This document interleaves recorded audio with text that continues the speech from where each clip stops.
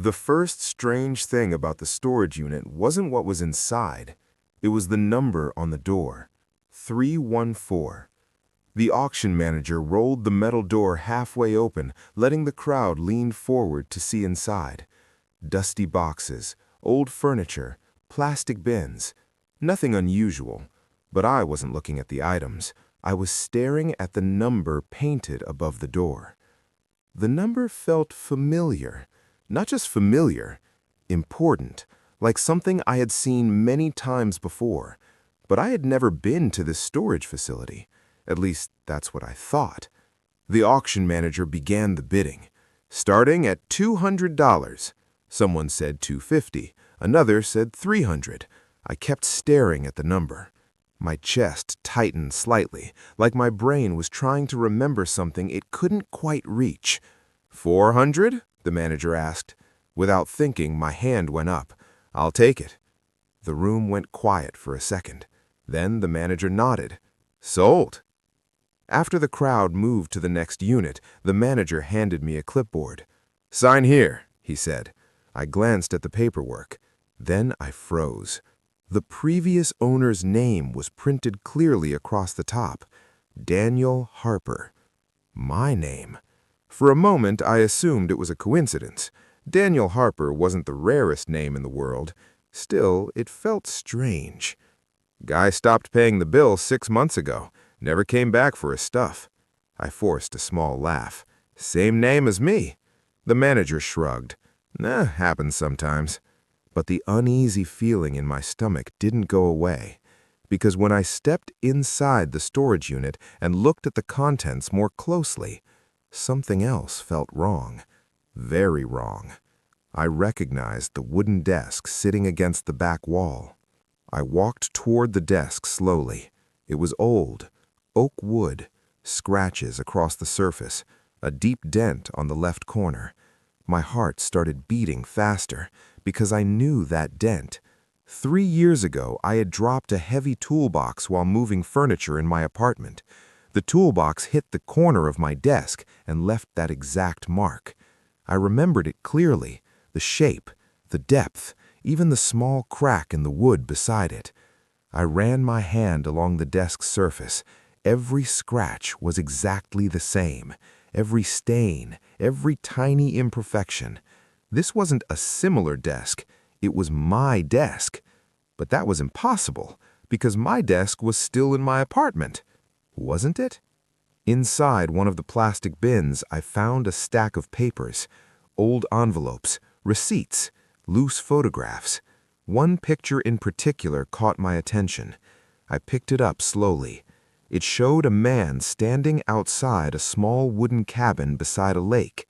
The man was smiling, holding a fishing rod, and the man was me. Same face, same scar above my eyebrow, same black jacket I wore almost every winter.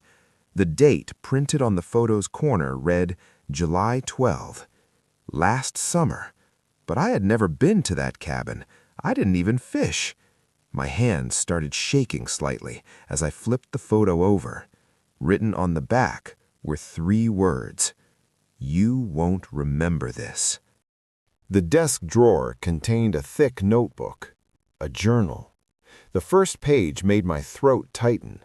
Written across the top in black ink was my name, Daniel Harper, in my handwriting. I flipped through the pages. Entry after entry filled the notebook. Dates, events, memories, conversations, all written by me, but I didn't remember writing any of it. One entry near the middle of the journal made my stomach drop. If you're reading this, it means the storage unit was auctioned. The next few pages explained everything, or at least tried to. The entries described a condition I apparently developed nearly a year ago, memory loss. But not normal memory loss, entire days disappearing, sometimes weeks. Doctors ran tests, brain scans, neurological exams.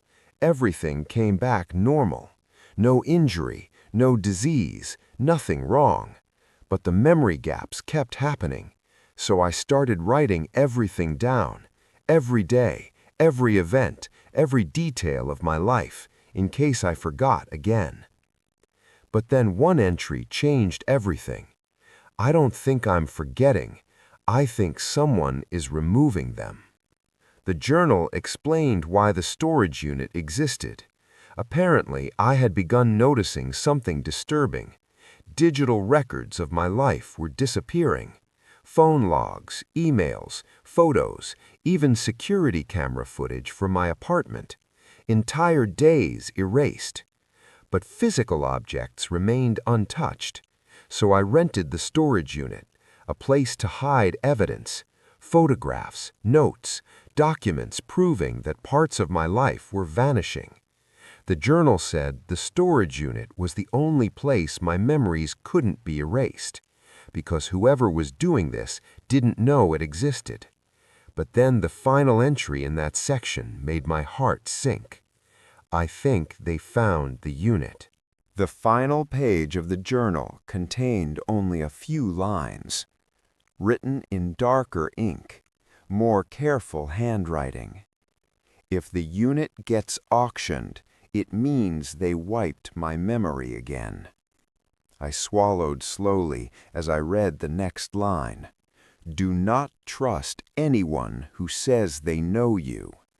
Then the last sentence, the one that made the air inside the storage unit feel suddenly colder.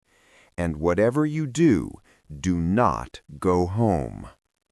My phone vibrated in my pocket. The sudden sound made me jump.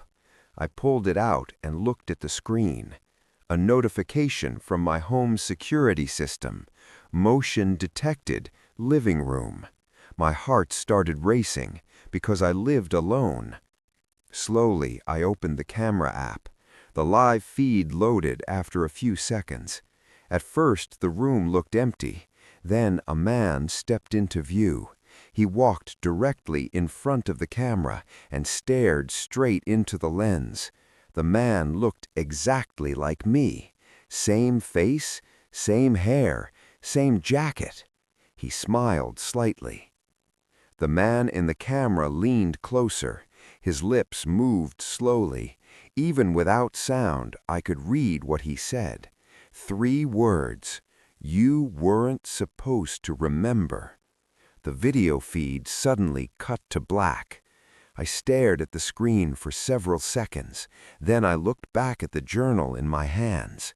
A terrible realization began forming in my mind. If someone had been erasing parts of my life, and if the person in my house looked exactly like me, then maybe my memories weren't the only thing being replaced.